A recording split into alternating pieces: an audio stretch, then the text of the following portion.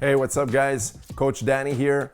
In this tutorial, I want to talk about some basics of your stance, all right? So when we refer to the stance, whether it's in Muay Thai, kickboxing, or mixed martial arts, it's always in regards to the feet placement, okay? So a lot of times when I teach beginners, the first thing I want to also get them started with is going to be that foot placement, all right? Placing your feet in good balance so that way there you have a nice fighting stance. A lot of people, when they start out, they want to learn all those magic kicks, all the perfect combinations, and that's all cool. But if you don't have a strong foundation, a good stance, well, none of this is going to work, all right? So today, I'm just going to take a few minutes and teach you guys the basics of a good stance and the footwork you need as well, okay? So even though this stuff is basic, this is the kind of stuff you're going to be using even when you've been training years and years.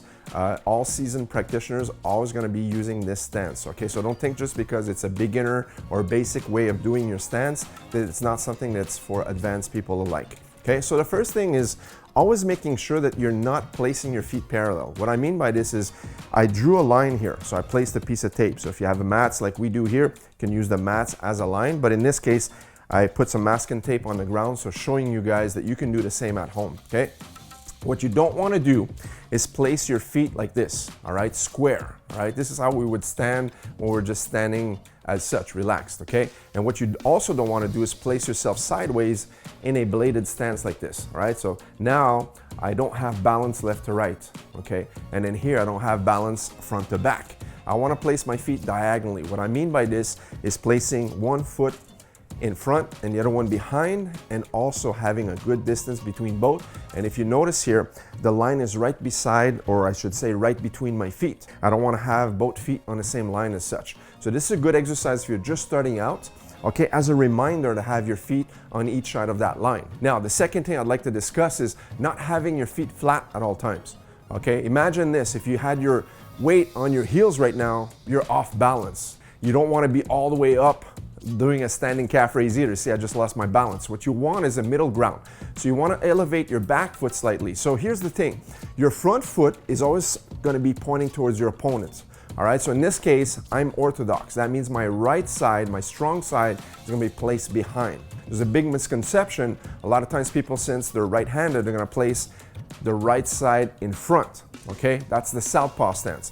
So being orthodox here, I'm going to place this left foot right towards the camera, right where my target is going to be. If I'm doing heavy bag work, if I'm doing Thai pads or focus mitts with a training partner, if I'm sparring, I'm always going to have this lead foot, almost like a gauge, placed exactly where the opponent's going to be. Now my back foot, I don't want it placing in front like this as such, and I don't want it out like this. I always want to place that at 45 degrees, and this is the one that the heel is going to be elevated slightly from the ground. So most of your weight is going to be rocking almost on your toes, on the balls of your feet like this, all right?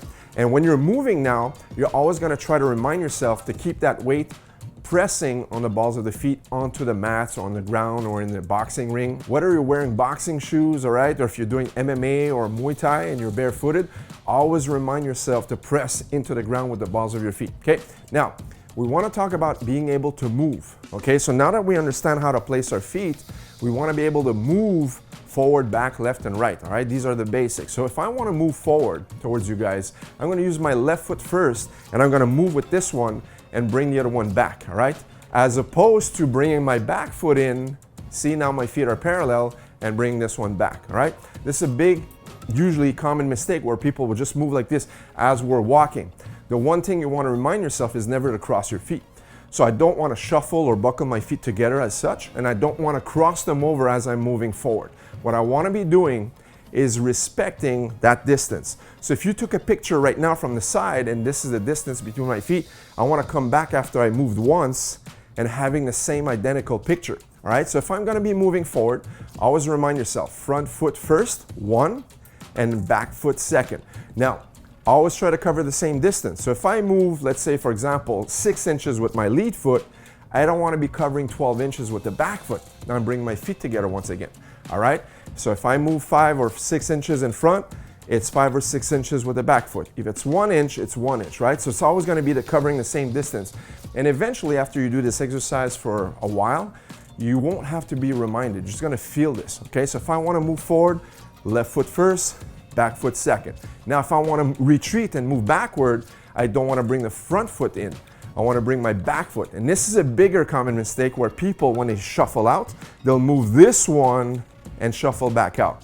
Okay, there's better ways of doing it because now I'm off balance for 1 split second. And 1 split second is all it takes for your opponent to hit you and maybe catch you off balance or even knock you out in sparring or in a real fight. So what I want to do is move this foot back now. So this one is going to move back and this one's going to follow. And the same distance is going to be covered. All right, now let's talk about lateral movement, left and right side. If I want to move towards my left side, your right side, but my left, notice how that line is right between my feet right now. So if I'm moving in this direction, I don't want to be crossing my feet again. All right, and a lot of people will do this. Even seasoned practitioners sometimes, when they're fighting, they'll cross their feet over and reshuffle back. Now, sometimes if you're out of range, you can get away with it. But if you're in range and you're moving out of the ropes or the cage or the corners of the mats, someone's gonna cut the angle and hit you, and you're gonna be caught off balance, especially with Muay Thai. So earlier in the video, I covered not to stand sideways as such. And the simple reason is this. If I'm standing sideways like this and my foot is pointing in this direction, how am I going to hit you here? It's going to be very challenging for me to generate power here when my feet are pointed in this direction. All right.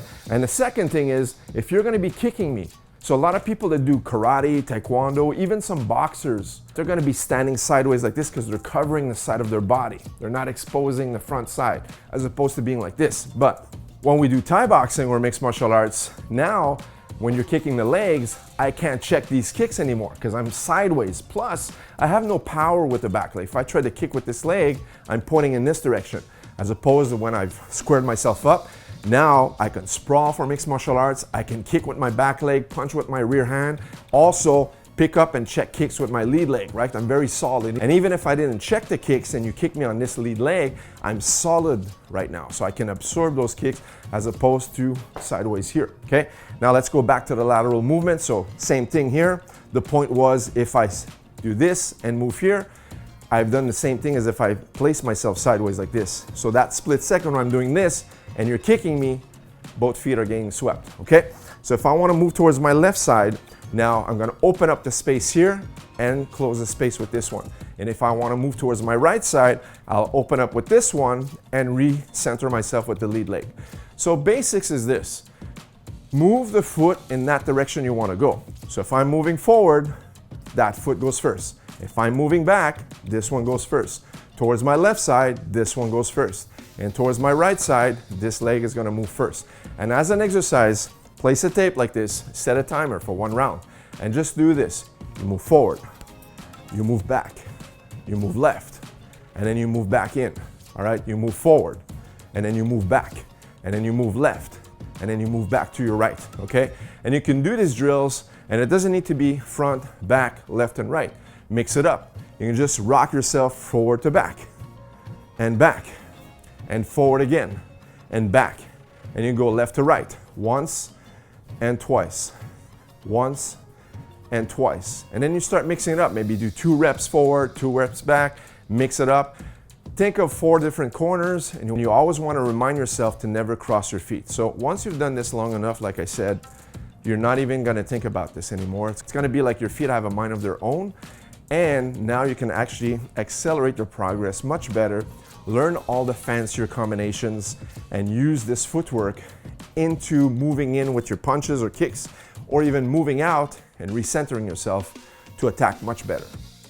All right, guys, there you have it. A simple tutorial on the basic foot placement. That is your stance. When we talk about our stance in Muay Thai or mixed martial arts, that refers to your feet. And then you're gonna have your guard, which is the position of your arms. Guys, check out my channel for more videos on the stance. If you want more advanced techniques using this stance in combinations with moving your punches offensively or even retreating defensively, check out more videos just like this on my channel. Guys, hope you enjoyed this tutorial. Very basic, but very important. I'll see you guys in the next one. So take care.